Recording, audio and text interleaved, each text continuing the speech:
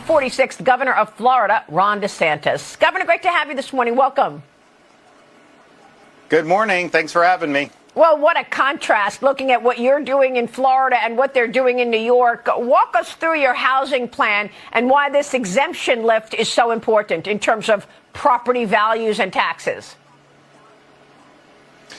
Well, Maria, at the state level, we're one of the lowest, if not lowest, tax states in the country. No income tax, generous exemption on our sales tax for core items. We've eliminated taxes like business rent and all that, and we're proud of that.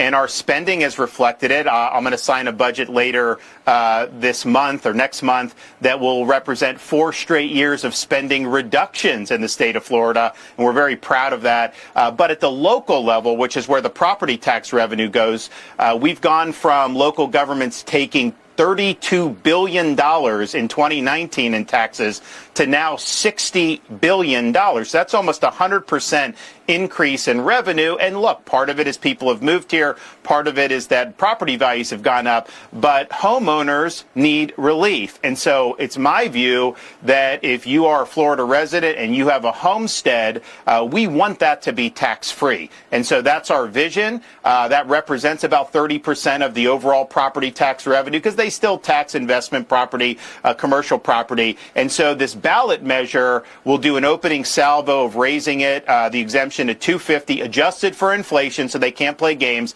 That will be 60% of Florida homesteaders tax-free. Then as they raise it, the legislature will be able to raise that and have a process to do that. Once you get to 500,000 limit, that's 92% of homeowners. And then on it goes from there. But if we don't give homeowners relief, Maria, by 2032, they're going to be taking in $83 billion. So that would mean $32 billion in 2019. 13 years later, it goes to $83 billion.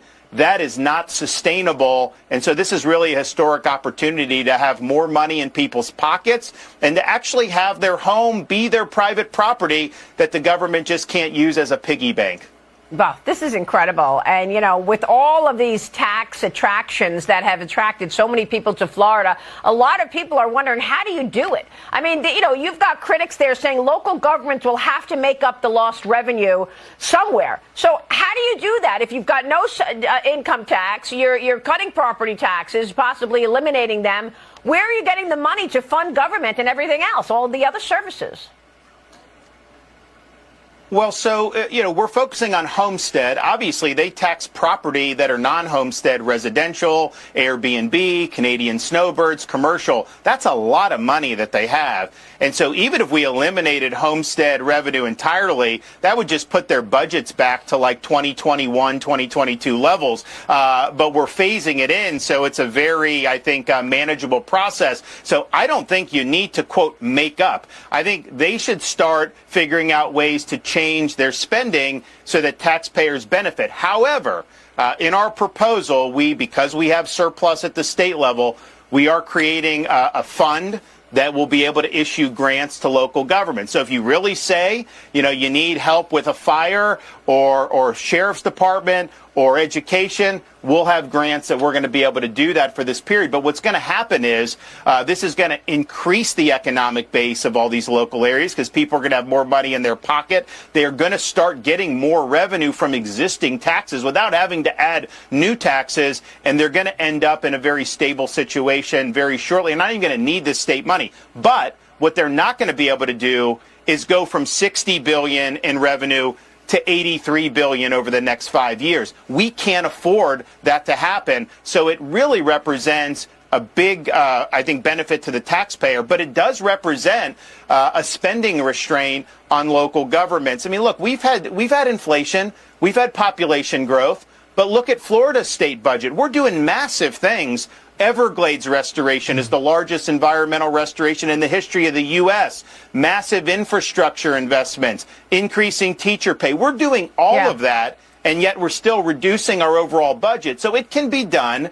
And I'm not saying $32 billion, even if you assume they were spending everything right, it would have gone up because of inflation, but not to $60 billion. So, I mean, this is the classic example of just managing budgets well. I mean, versus other poorly run states. Compare your budget process to, for example, New York or even New York City. So our budget in Florida with 23.5 million people is less than the budget of New York City, which, has 8 million people. It's a big city, but a lot less than the whole state of Florida. New York State's budget is well over twice as large as Florida's budget. I think New York's budget's like 260, 270 billion. Our budget has been basically around 117 billion, give or take a little bit, for the last 4 years. And so I think we have 4 million more people than New York State does. Now, New York used to have a lot more than Florida, and so we're doing it. And we have either the lowest or second lowest per capita spending of any state in the country. And one of the things I'm proud of is that if you take all of Florida's debt that we've accumulated since statehood in the 1840s, just since I've been governor, we've retired 50% of that debt through our aggressive debt repayment policies. So it can be done. And I think what happens is when you do it right, when you respect taxpayers, it creates a good harmony in the economy where people are more apt to want to come here. They're going to be more apt to invest here. And then you can even lower tax rates. I think the New Yorks of the world, they're in a vicious cycle. They have a shortfall. So they go back and try to jack up taxes. That causes their economic base to constrict because people react negatively to it. Then they got to go back to the well again. Well, you can't keep doing that vicious cycle.